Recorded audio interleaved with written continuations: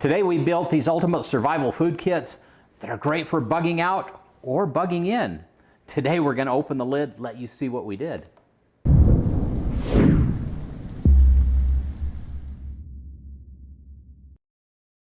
Hey, Provident Preppers, I'm Jonathan. And I'm Kylene, and today we actually have a really exciting video for you. We're going to talk about how to build the ultimate food survival kit. Now, last week we did a video. It was an archaeological dig, and it was actually quite entertaining, but a little bit disgusting. It was a lot, but if you click the card in the corner, it'll take you to that video. So what we want to do is do something much better than this. And we're going to talk about that in a second. This video is created in honor of freeze-dried February. A huge thank you to Angela, the Inquisitive Farm Wife, for inviting us to share some of our fun skills and for motivating me to update my survival kit. And if you click down in the description, there's a link to that playlist, along with they're giving away a freeze dryer this month, and you can find out how to enter there. But for those of you who don't have a freeze dryer, and that's not an option, you do have the option of purchasing already freeze-dried meals. For me, that's absolutely not an option because they contain way too much salt and preservatives and all kinds of stuff. But you could create a survival kit kind of like this. And this is a food survival kit, right? So you could go to your local grocery store here, and you want foods that you just add water, that take very minimal cooking for this type of a kit. But you could get oatmeal. There's all kinds of different pastas and potatoes and instant soups. So there's a whole bunch of different options that you could use that are, very inexpensive. Yeah. And I would make sure you have drinks too. Something to make the water taste better and to warm you from the inside out in case it's in the wintertime. But this is an option. It's not the best option. And now we're going to show you what Jonathan and I did over the last 3 or 4 weeks to create our ultimate survival food supply.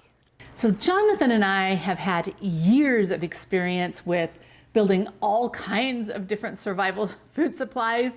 And the one thing that I would say is that you will go in with the best of intentions to keep it rotated. And if you're anything like us, who do this for a living, it doesn't happen. And so the first food supply that we showed you, without rotating that every year or so, you're going to need it, and you're going to have old food that's not as healthy. The one reason why we really like the freeze-dried approach is because those foods have an up to 25-year shelf life. They also only require water, or you could eat them straight. The freeze-drying process maintains the majority of nutrients. It's amazing. In that respect, I think that just far outweighs any of the other options. But now we're going to talk go ahead. Hold on just a second. Hold on. I think one of the most critical things about building this like we've done is the ability to customize it.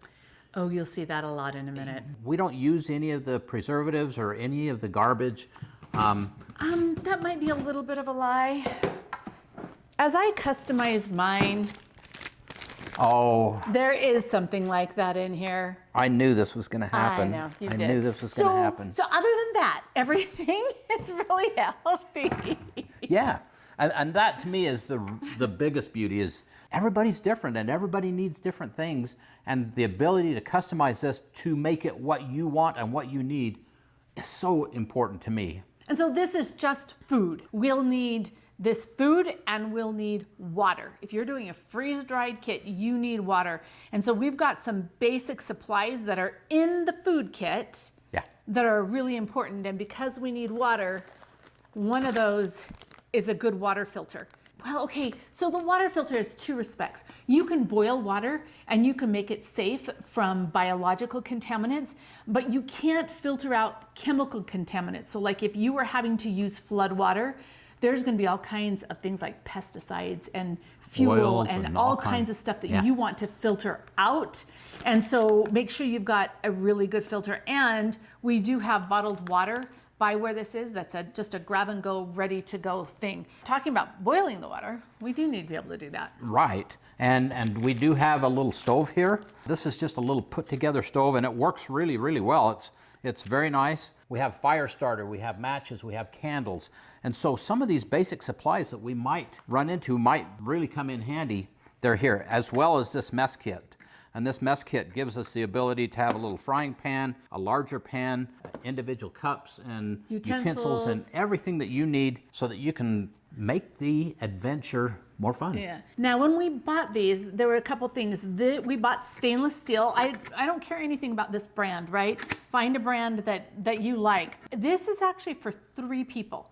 And the reason why I have one in my kit and John has one in his, because, okay, theoretically, this kit should only take care of John, but being parents and grandparents, we recognize that when something happens, we're never alone.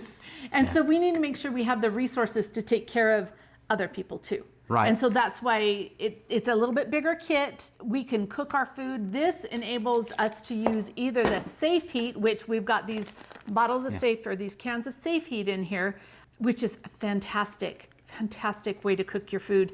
So this little stove is created so that you can just use any biomass that you have, little sticks or twigs or whatever, so that extends your fuel supply. So that's really important. The other thing that I have is in each one of them, this is a 4 jars towel. I love the 4 jars towels. It dries super fast, which makes it really good in an emergency kind of situation or for canning, but we've got that in here too. So, and scissors. I like to think I'm pretty tough, but sometimes some of these bags are a little tough to get open, and sometimes they don't tear straight. The tear thing is a lie. It's a lie. Well, not a complete lie, because sometimes it works okay, but other times it's just really tough. So a good pair of scissors is just a really good thing to have. And so we made sure that it was a good quality, sharp one that would make it through whatever kind of a disaster we have. It doesn't take up much room, but it could be incredibly valuable. So those are the basic tools that we have in each kit. Actually, in mine, there's a couple garbage bags and there's a larger water bladder so that we could have a couple gallons of water with us and that it's portable. So I've got that too. My kit has everything he has here. I have my own water filter. So if we get separated, we need to go different ways, we're still okay with whatever it is that we have. It's a complete kit. Now, let's show you the differences in the food that we made for our kids. Yeah. So what we've done is we've got our base bucket, right? Number 1. And then we have the number 2. And the only reason why this one is a smaller one is because I didn't have a bigger one. But you could make a number 3, a number 4, or whatever. We are going to store these. It needs to be in a cool, dry, dark location. And we've packaged them all in these Mylar bags, which are great, but they still need to be protected from rodents. And by putting them in this bucket, then we have a secondary protection. And so not only does it make it easy to handle, they're lightweight, easy to carry, but they will be very protected. They all have oxygen absorbers in there. They're low moisture food.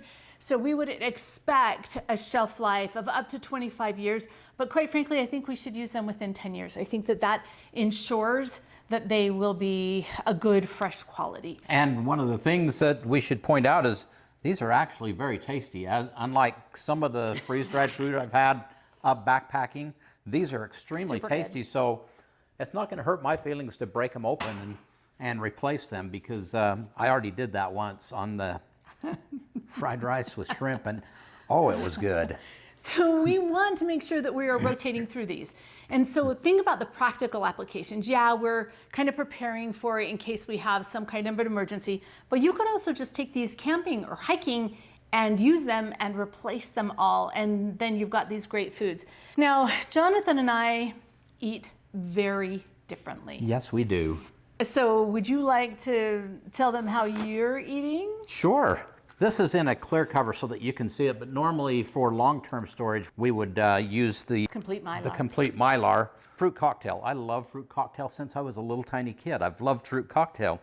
So with the fruit cocktail, I won't eat it because it's packaged in sugar.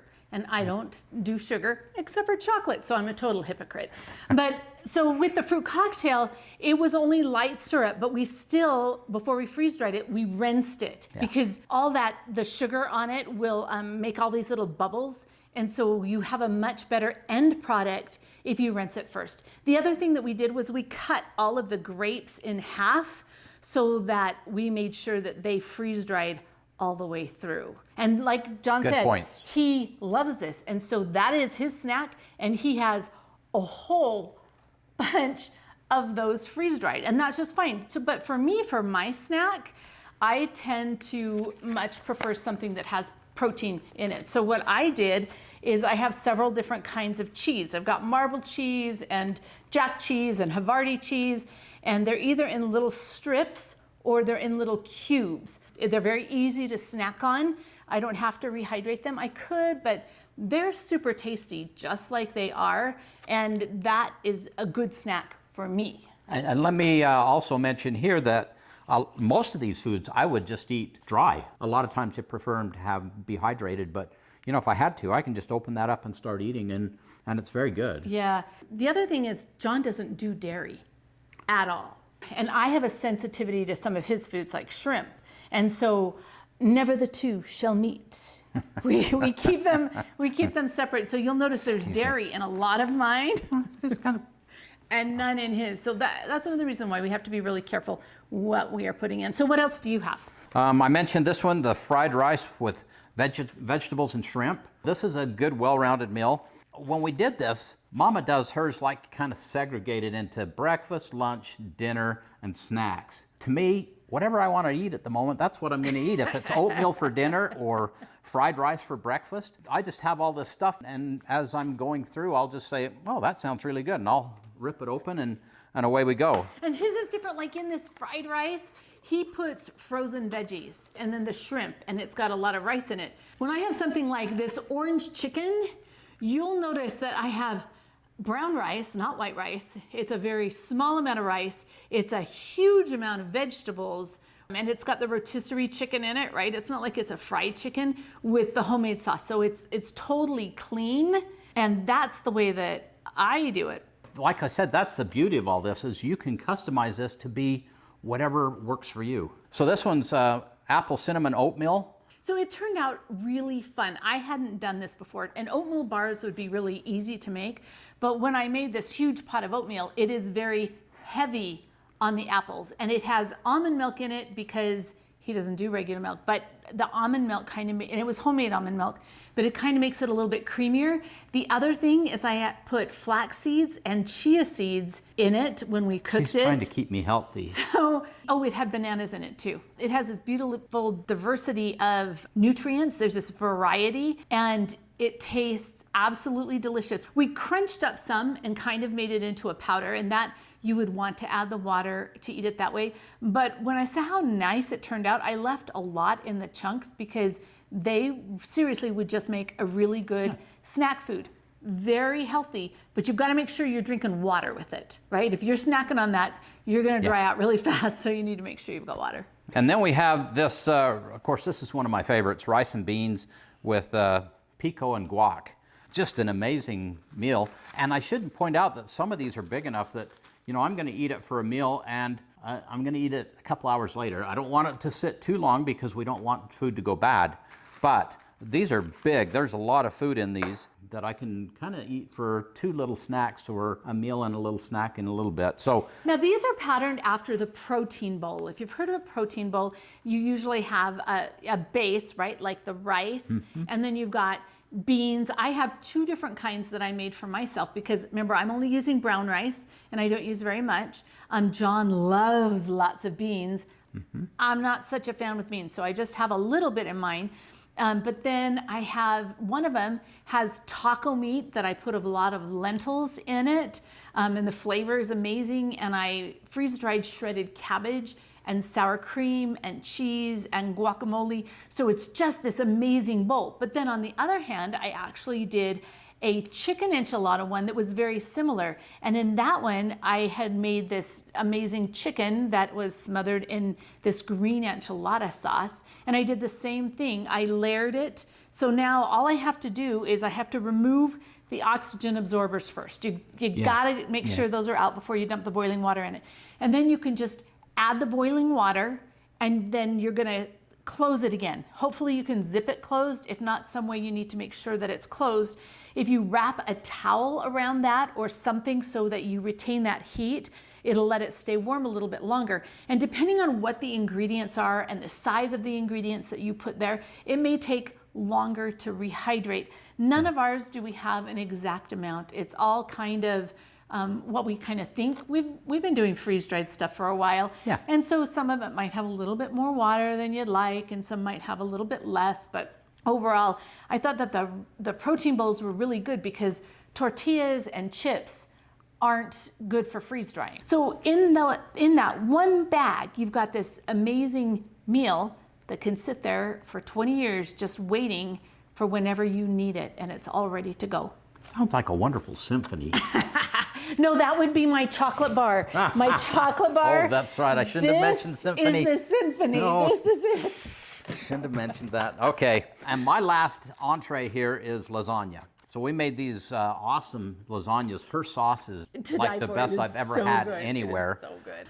Okay, I want to talk a little bit about how we made the lasagna, because I was a little bit worried because that lasagna is not going to freeze dry and it's not going to rehydrate really well. But Blue Alpine has these super cool trays that have a silicone liner that works out really well, and I'm thinking I could put that in my oven, but I wanted to slice it before I put it in the freeze dryer, and I didn't want to accidentally slice the silicone liner, so we put parchment paper on it, and then we created our own lasagnas. John had regular gluten-full pasta, and he created with his, veggies, his very boring lasagna. And then I created mine with gluten-free noodles and amazingly delicious cheese and spices, and mine is far superior. But I'm sure it is. we baked them both, and then when it came out, I just cut them to the kind of sizes that I thought we would want them to be, and then I slid them over back into the tray. And so that worked really well, having that parchment liner. Then when we freeze dried them, I was a little bit worried about this, but they freeze dried so well. They're actually delicious even just eating them, not rehydrated. Now that's all of yours, right?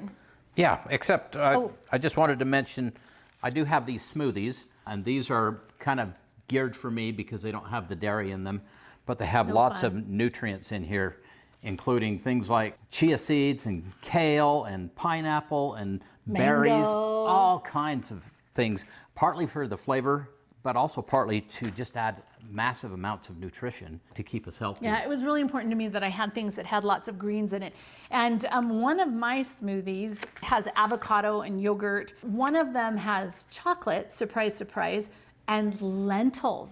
So the lentils, I hadn't tried that in a smoothie before, and it turned out really, really well. Jonathan wasn't overly much a fan, but I was impressed that we're getting creative and adding, because that adds protein and a different set of nutrients. And most of what I have has meat in it. You'll notice that John eats very little meat, but I feel that I have to have that protein. So I have very low carb, high protein, and high vegetables. One of the other things that I did, I am a huge fan of soup. And I think when you're talking about rehydrating foods, soup is amazing because you've got all those nutrients in it, and yet it fills you up and you don't have to worry too much about how much water you're adding. This one was a cauliflower turkey bacon soup with barley in it. I used barley instead of any type of flour or cornstarch thickeners. But this soup turned out really, really well. But in it, it had 2 pounds of cauliflower, which means that the majority of the soup is a vegetable. This one's a cream roasted veggie soup. But I like to roast the vegetables before I put them in a soup, and then I blend them. The flavor is amazing that way. And then when it's reconstituted, remember, because it's freeze-dried, we are retaining so much of the original nutrients and flavor. And so for me, who is very sensitive to what I eat, none of these have any preservatives in them. They don't have anything that I don't want them to have in them. You can see that for Jonathan and I, a store-bought kit of freeze-dried packaged foods would never work for us. No. But having our own freeze dryer, that is amazing. And in the description of the video, I'll leave a couple links. We have both a Harvest Right and a Blue Alpine freeze dryer, and we use both of them. In fact, they're both full right now. Yep. And there are things that I love about each one of them. Don't forget to look in the description and enter for the giveaway, because you might be able to get a free freeze dryer this month. Think about why you need to have this emergency kit. There were all those fires in California where people were having to evacuate right away. Yep. How nice it would have been to make sure that you have food, that all it takes is water. Or how about everybody who is stranded in our country during those really bad winter storms that came through? You won't have to worry about doing anything other than boiling water and eating like a king. And like we said before, you can have 1 bucket or 2 bucket or 3 buckets, each one of these. They're easily transportable, and we have them, we'll put them in our closet. We keep our emergency kit right in our closet, right by our front door, because if there's an emergency and something happens, I don't want to have to go all the way downstairs or in a storage room or something to get my emergency supplies. They need to be right there and ready to go. But freeze drying, if you can afford to get a freeze dryer, I think it's totally the way to go. And if you can't, you need to make friends with somebody like us who will let you come and freeze dry your food at our place. Absolutely. That's part of the reason we got them, is to bless our community. So find somebody that you want to be in a community with. Help each other out. Yeah. And now for the question of the day. What would you put in your food bucket? Mine or hers? Mine. Or probably your own. Share with us. And thanks for being part of the solution. And it doesn't freeze dry, so you'll need to rotate it more often. Oh, she rotates it really, really well. Hey, thanks so much to Angela, the Inquisitive Farm Wife, for inviting us. And make sure that you go to that playlist and check out some of the other really cool videos on freeze drying this month.